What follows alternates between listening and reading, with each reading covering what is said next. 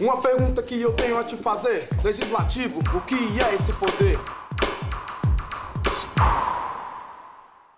No Brasil, o poder legislativo é representado pelos senadores e os deputados federais. O parlamento é o local onde os vereadores, deputados estaduais, distritais e senadores podem expressar as diferentes opiniões, né, visando representar o povo e visando chegar num ponto comum. O poder legislativo serve para fiscalizar o poder executivo. Ele vota e aprova todas as leis do país. Para mim, um bom parlamentar é aquele que combate a corrupção. Um bom parlamentar deve ser coerente com aquelas pessoas que votaram nele antes dele criar o projeto. São eles, né, quem vão nos representar, né, são eles quem vão debater e discutir as leis que são de total interesse da gente, né? Porque eles que vão tomar as decisões mais importantes e se você não escolher bem, se você não concordar, vai ter que esperar pelo menos 4 anos para poder mudar alguma coisa. Pois é, né, cara? Esse ano a gente tem que voltar para quem mesmo? Vereador, deputado estadual, deputado federal. Para senador também. Senador, isso. Mas e aí, você já escolheu aí quem que você vai votar? Não, ainda tô pensando. Tem muito candidato, né? Mas sabe o que eu quero saber? Como é que é o trabalho dos caras, bicho? Como é que funciona na real? Não, e com certeza tem muito mais gente que queria saber isso também. Como é, como foi. Com certeza. E tem cada figura interessante nessa história de legislativo, que se o pessoal for procurar... Tem mesmo.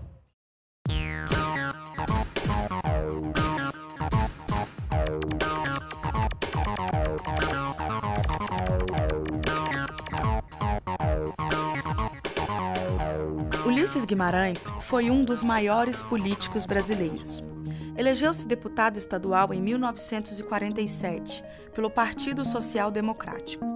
3 anos depois, tornou-se deputado federal, função que exerceu durante 11 mandatos consecutivos. Foi presidente do MDB e PMDB durante vários anos. Foi também presidente de honra do partido. Em 1987, comandou a Assembleia Nacional Constituinte. Foi candidato à presidência em 1989. Ulisses desapareceu depois de um acidente de helicóptero no Rio de Janeiro, em 1992. Mas voltando ao presente, vamos ao que interessa agora: o trabalho da galera do Poder Legislativo. No Congresso Nacional, senadores e deputados federais decidem sobre tributos, orçamento, questão de câmbio e finanças, emissão de moeda, dívida pública, planos de desenvolvimento, limites territoriais do país, criação e extinção de territórios e estados, concessão de anistia, mudanças na organização do Ministério Público, criação e extinção de cargos e funções e sobre a criação e extinção de ministérios. É muito trabalho. Ah, vai ver, por isso aqui tem 2, né? 2? 2 o quê, cara?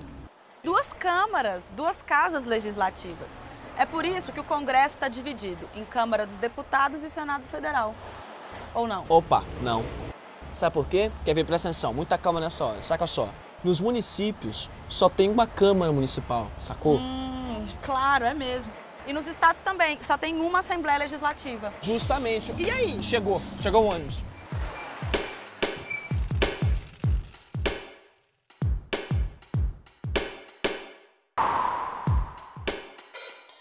Município, país, estado e o poder legislativo onde está localizado. O poder legislativo federal é constituído por deputados e senadores. Nas cidades, o legislativo é representado pelos vereadores municipais. Já nos estados, pelos deputados estaduais e aqui no Distrito Federal, pelos deputados distritais. Nacionalmente, quem representa o legislativo são os deputados federais e os senadores. O Poder Legislativo tem representação em cada município, em cada estado, no país. Nos municípios, existem as câmaras municipais. Nos estados, temos as assembleias legislativas. No Distrito Federal, a Câmara Legislativa. E o Congresso Nacional representa a administração pública federal. Ele é o único que se divide em 2 casas: a Câmara dos Deputados e o Senado Federal. Espera, volta aqui. Ainda não me responderam.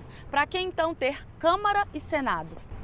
O bicameralismo moderno surgiu nos Estados Unidos com o objetivo de proteger as pequenas províncias dentro do Congresso Nacional. O Senado Federal possui uma representação equitativa de 3 parlamentares por unidade da federação. Com isso, seu objetivo é oferecer equilíbrio às relações políticas, garantindo voz aos pequenos estados e impedindo que eles sejam submetidos pelas maiores bancadas que existem na Câmara dos Deputados. Se por um lado esse sistema de 2 câmaras garante mais, digamos, estabilidade, por outro, as decisões podem demorar mais.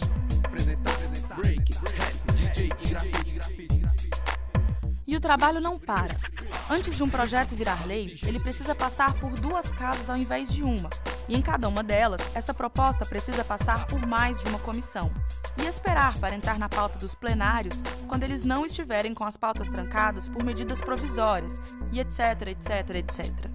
Apesar de tudo isso, é claro que de tempos em tempos é natural que o povo pense que o processo legislativo esteja lento. Afinal, é muita etapa, é muito debate, muita gente para dar opinião. Aí, rapaz, site é bom. Vou mostrar ali pra ela.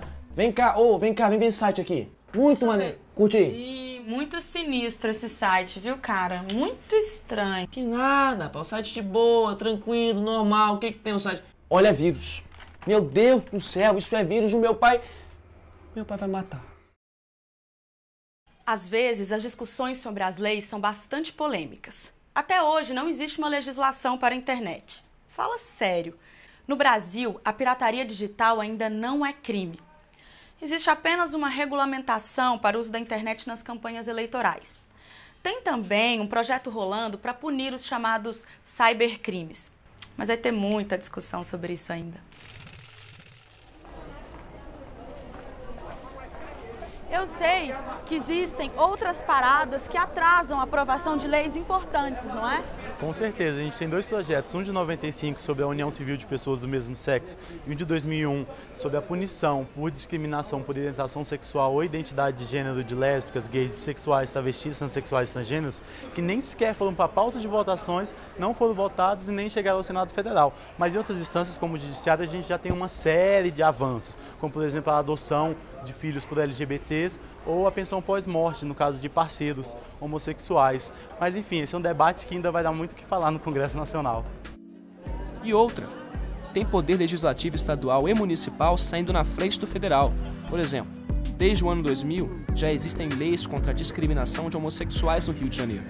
Depois apareceram outras em vários estados e municípios brasileiros. E tem mais, galera. Quando a população quer e corre atrás, o Congresso Nacional atende sim aos desejos da opinião pública. Um bom exemplo disso foi a aprovação da Lei de Biossegurança em 2005. Não foi isso, Carlinha? Foi, Yuri. E mesmo com uma grande manifestação religiosa contra, o que é muito legal numa sociedade democrática, a Lei de Biossegurança foi aprovada e, entre outros aspectos, permitiu a pesquisa com células tronco-embrionárias e com algumas restrições, como, por exemplo, a obrigatoriedade da permissão dos pais e que elas estejam há mais de 3 anos congeladas nessas clínicas de fertilização. E isso traz uma grande esperança de melhora de qualidade de vida e de cura para muitas pessoas.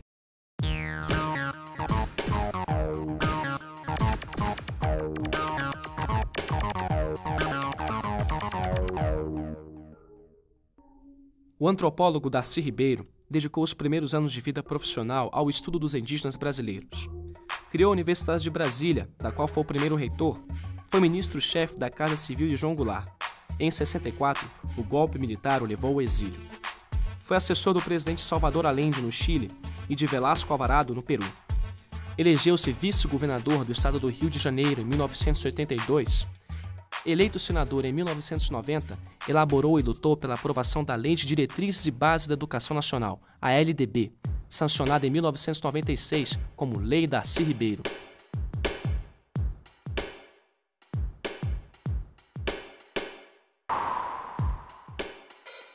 Agora eu vou mandar uma pergunta quente. O que é medida provisória? Quem decide pela gente? A medida provisória só pode ser editada pelo presidente da República e quem vai analisar se vão se tornar leis ou não são os deputados federais e os senadores. A medida provisória é um ato do presidente da República em situações de emergência para o país. O Congresso Nacional tem 30 dias para discutir a medida provisória, aprovar e transformar em lei. Esse prazo pode ser prorrogado por 30 dias. Se a MP não for aprovada nesse prazo, ela perde a validade. A medida provisória tem força de lei. Por exemplo, em março de 2005, o Congresso chegou junto com a opinião pública. Os parlamentares não aceitaram a medida provisória 232. Se fosse aprovada, todas as pessoas jurídicas, até os profissionais que trabalham desta forma apenas para escapar dos altos impostos, teriam que pagar mais. Uma onda de manifestações da sociedade fez os parlamentares ficarem contra o governo. Com isso, a MP acabou caducando e perdendo a validade sem nunca ter sido votada. Bom, por mais que as intenções sejam boas, as medidas provisórias elas sofrem uma quantidade muito grande de críticas, doutor. Por quê? Principalmente porque não guardam urgência e relevância, que são os dois pressupostos que a Constituição exige das medidas provisórias. Então se emite medidas provisórias a todo título, a toda questão, e isto é uma usurpação do poder executivo sobre o poder legislativo.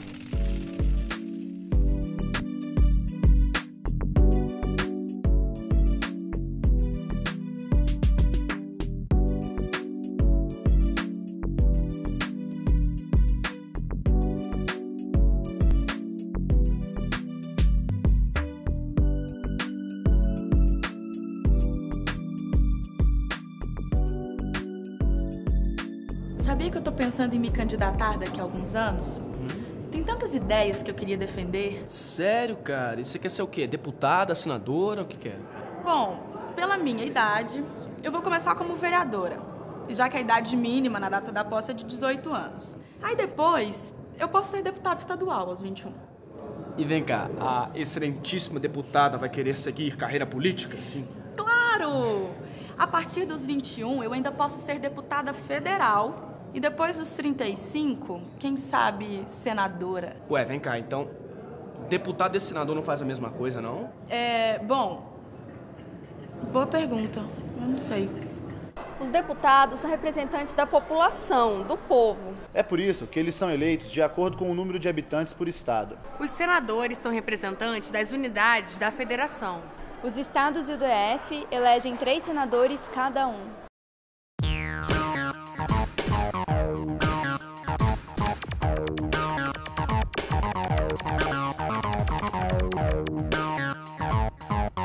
Rui Barbosa foi deputado da província e depois da Assembleia da Corte. Advogado, jornalista, jurista, diplomata, ensaísta e orador, seus conselhos foram valiosos para as reformas promovidas pela Assembleia Constituinte que redigiu a Constituição de 1891. Eleito senador pela Bahia em 1895, foi sucessivamente reeleito até sua morte. Em 1907, participou brilhantemente da Segunda Conferência da Paz, em Haia, quando conseguiu grande projeção internacional.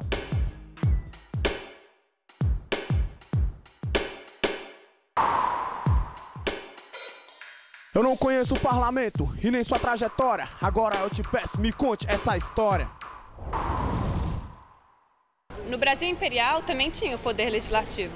Os senadores eles eram eleitos e tinham seus cargos para o resto da vida. Na época do Império, apenas os ricos podiam se candidatar ao Senado. E os príncipes e princesas já possuíam esse direito sem necessitar participar das eleições. Também tinham deputados federais e eles eram eleitos nas províncias. Tem muitas leis importantes que foram aprovadas pelo Congresso. Por exemplo, depois da monarquia, que teve a Lei Áurea. Teve a lei do divórcio mais tarde. Antes ainda teve o monopólio do petróleo, que passou a ser prioridade nacional. Já teve muita gente caçada por ser a favor da democracia. Por exemplo, Leonel Brizola, Juscelino Kubitschek, Mário Covas. Depois da proclamação da República, o Brasil ficou com a mesma Constituição por mais de 40 anos. Durante todo esse tempo, que é chamado de República Velha, a Câmara e o Senado funcionaram normalmente. Em 1930, aconteceu a Revolução que levou Getúlio Vargas ao poder. Durante 4 anos, o novo presidente governou sozinho, até que em 1934, novos deputados e senadores elaboraram uma outra carta para o país. Era uma constituinte bem avançada e teve pela primeira vez uma mulher entre os parlamentares, a deputada Carlota Queiroz, de São Paulo. Mas a validade dessa Constituição foi só de 3 anos. Em 1937, aconteceu o golpe do Estado Novo. o Brasil ficou 8 anos com uma Constituição de ditadura, sem Câmara nem Senado para representar o povo. Só em 1945 é que voltaríamos a viver uma democracia. Então, professor, como o senhor sabe, o Brasil sofreu um golpe militar em 64 que atingiu em cheio a nossa democracia. O que eu queria saber é como é que o Congresso Nacional ficou com essa história. Fica ruim porque em todo regime autoritário o Poder Legislativo perde as suas prerrogativas. No caso do regime militar instaurado em 64, a situação piorou muito depois de dezembro de 68 com o Ato Institucional número 5. Um detalhe interessante é que o regime militar manteve o Congresso funcionando na maioria absoluta do tempo, mas fez isso com o interesse óbvio de ganhar uma face de normalidade para o regime.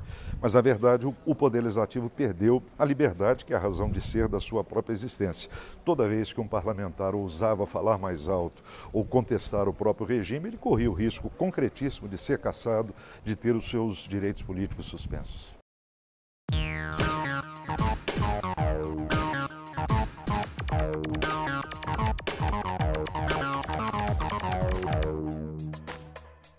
Em 1962, Mário Covas foi eleito deputado federal pelo Partido Social Trabalhista.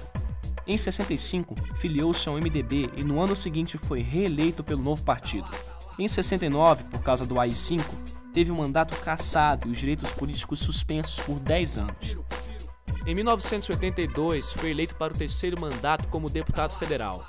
Mário Covas foi um dos grandes líderes da campanha pelas diretas já. Em 1986, foi o senador mais votado do Brasil. Foi governador de São Paulo até a sua morte em 2001.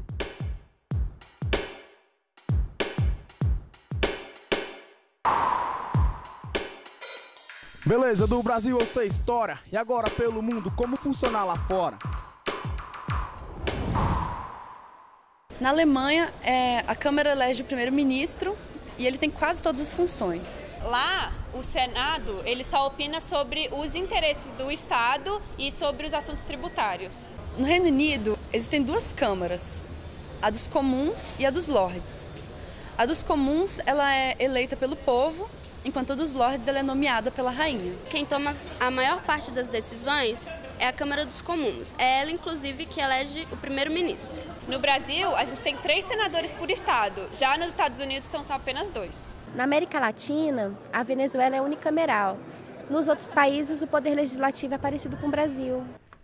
Eu procuro as estatísticas e você faz os gráficos.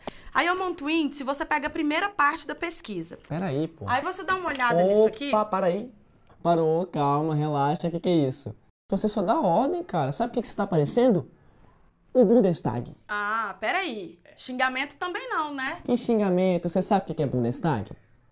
Tá vendo? Olha, Bundestag é a Câmara dos Deputados da Alemanha. Você sabia que na Alemanha são os deputados que tomam as decisões mais importantes do país? É, cara. O Senado só cuida das questões referentes aos estados alemães. Quanta cultura, hein? Mas eu aposto que você só decorou esse nome porque parece um palavrão, né? Olha só, o que é isso? Olha a ideia que você faz de mim. Isso é um absurdo, pô. Eu, um cara... Sai pra lá, Bundestag. Bundestag é você. Eu sou o Senado, Bundesrat. Ah, Bundesrat. Então vamos voltar aqui na pesquisa. Vai lá então, Bundestag. Os Estados Unidos têm sistema bicameral como o Brasil. A Câmara representa a população, que lá é eleita de forma majoritária, ou seja, um eleito por distrito. A outra casa representa os estados, assim como aqui, com a diferença de que lá, o vice-presidente também responde pela presidência do Senado.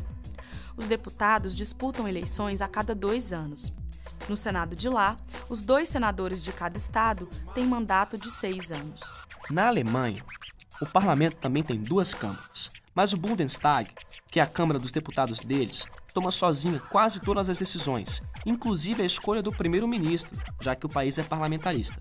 As únicas decisões que passam pelo Senado, o Bundesrat, são as que afetam diretamente os estados, como, por exemplo, as questões tributárias. O Reino Unido tem um dos mais antigos parlamentos de todos.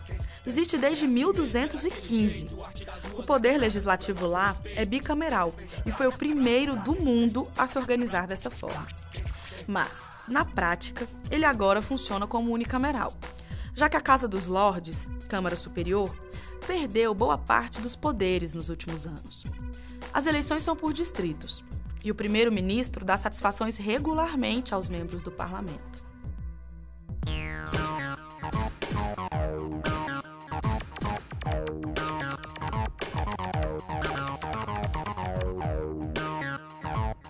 Em 1945, Leonel Brizola filia-se ao Partido Trabalhista Brasileiro, recém-criado por Getúlio Vargas. 2 anos depois, é eleito deputado estadual e reelege-se para um segundo mandato. Em 1954, torna-se deputado federal com a maior votação na época no Rio Grande do Sul.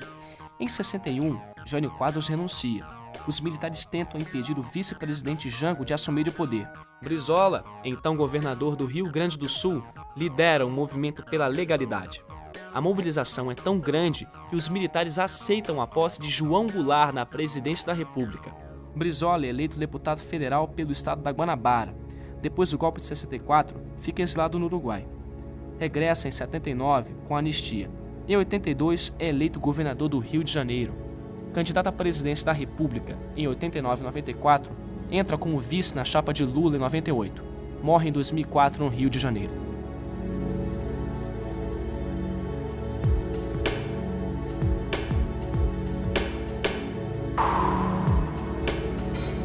E os vereadores, deputados, estaduais e distritais, me explica agora o que esse povo faz. Os vereadores aprovam as leis que valem apenas para os municípios. Eles fiscalizam o trabalho dos prefeitos. Os deputados distritais e estaduais fiscalizam governador e secretários. Eles decidem sobre o orçamento do estado, quanto vão investir em educação, saneamento, saúde e obras.